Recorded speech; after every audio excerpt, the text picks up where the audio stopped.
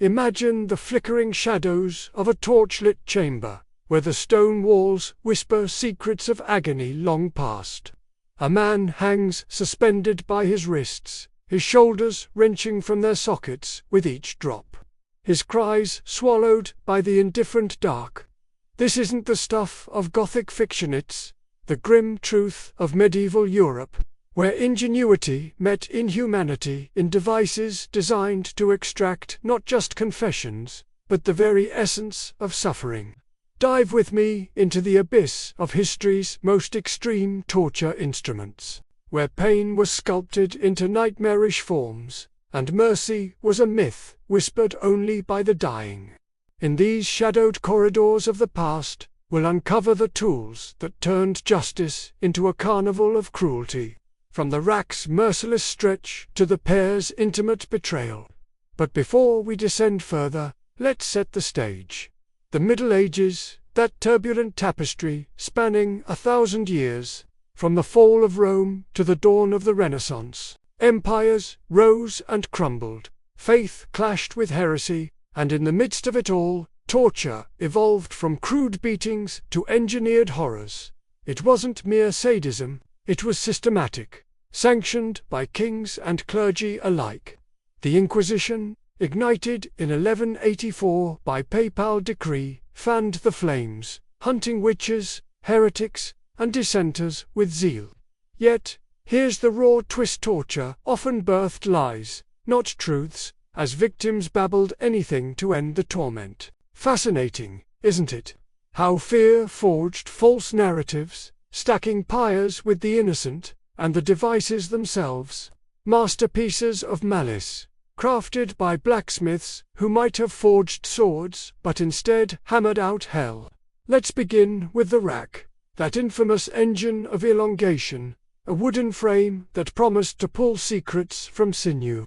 Envision a prisoner lashed to rollers, the executioner turning winches with deliberate slowness, each click echoing like a death knell. Originating in ancient Greece, but honed to perfection in medieval dungeons like England's Tower of London, the rack dislocated joints, tore ligaments, and could stretch a body by several inches.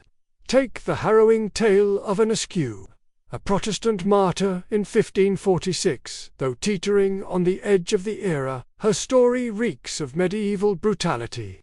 Accused of heresy, she was racked so severely that her hips and shoulders popped. Yet she refused to recant, her resolve unbroken amid the cracks. Little known detail: the pain was so exquisite that some victims hallucinated, seeing visions of saints or demons, which inquisitors twisted into proof of guilt. Suspense built with every turn: would the next crank snap a bone or elicit a scream? Raw and relentless, the rack didn't just break bodies. It shattered wills, leaving survivors as twisted as the ropes that bound them. But for those whose sins demanded a more personal invasion, the pair of anguish awaited, a device as poetic as it was perverse. Resembling a metal fruit with a screw mechanism, it was forced into the mouth, anus, or vagina, then expanded like a blooming flower of blades. Though often linked to the Spanish Inquisition of the 1470s, evidence points to earlier use in 14th century France, targeting blasphemers, sodomites, and alleged witches.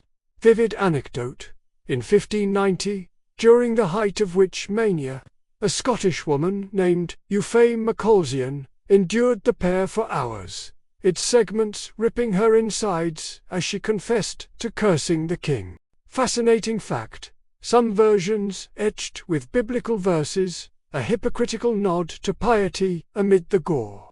The emotional weight hits like a gut punch: the violation, the shame, reducing humans to quivering meat, and the drama. It unfolded slowly, the screw turning notch by notch, building to a crescendo of blood and begs. Now, picture a roaring bronze bull, its hollow belly a furnace for the condemned, invented by Perilos for the tyrant Phalaris in ancient Sicily around 560 BC. It found echoes in medieval Byzantine executions and lurid tales from European courts. The victim locked inside, fire kindled below, their agonized howls transformed by acoustic tubes into bovine bellows. A macabre symphony.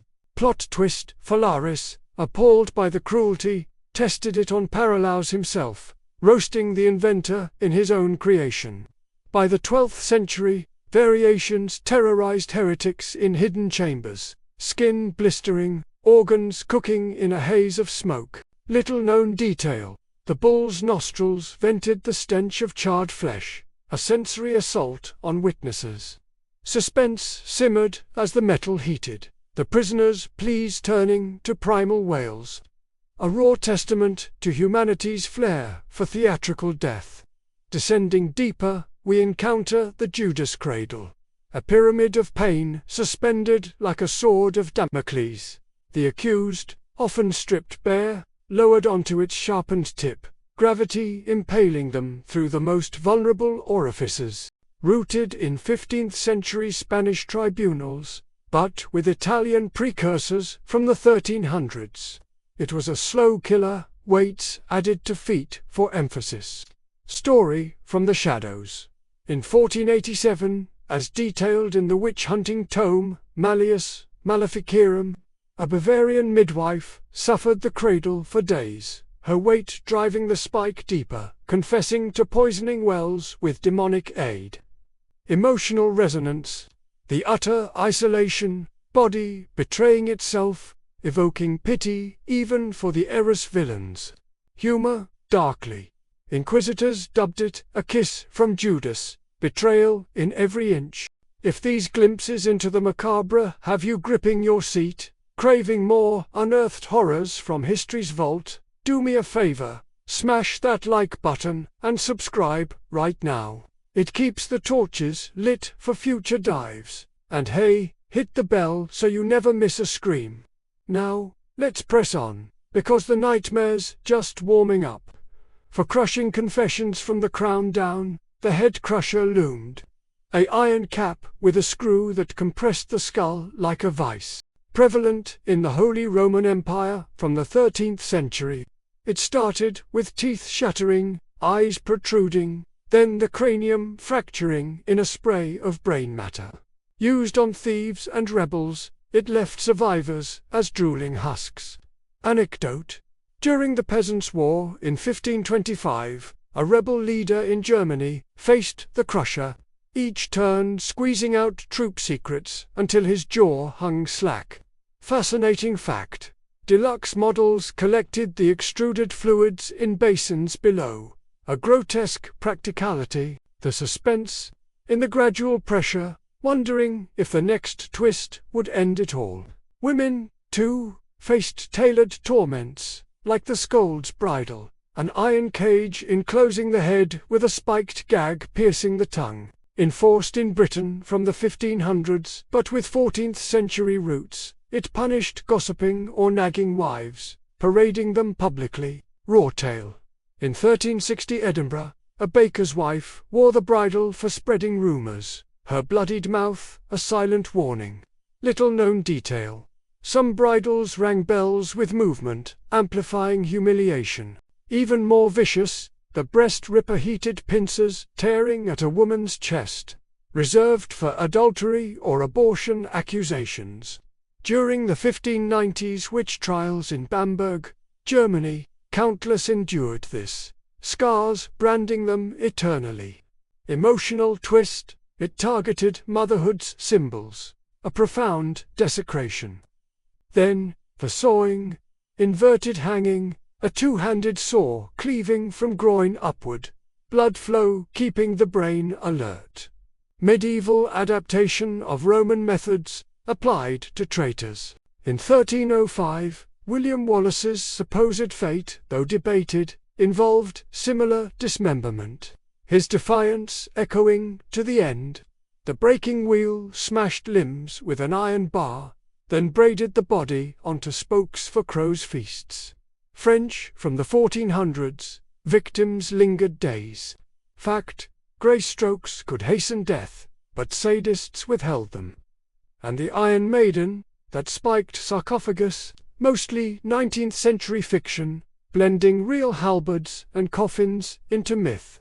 Yet, it symbolizes the era's terror, a fabricated horror that feels all too plausible. As we claw our way back to the light, reflect on this. These devices weren't relics of barbarism alone. They whisper warnings about power unchecked, echoing in today's shadows. If this journey through the tortured past stirred your soul or turned your stomachs, subscribe for more raw revelations. From history's underbelly, like, comment your most chilling device below, and share to spread the darkness. Until next time, stay curious, stay vigilant, for the past's screams are lessons in disguise.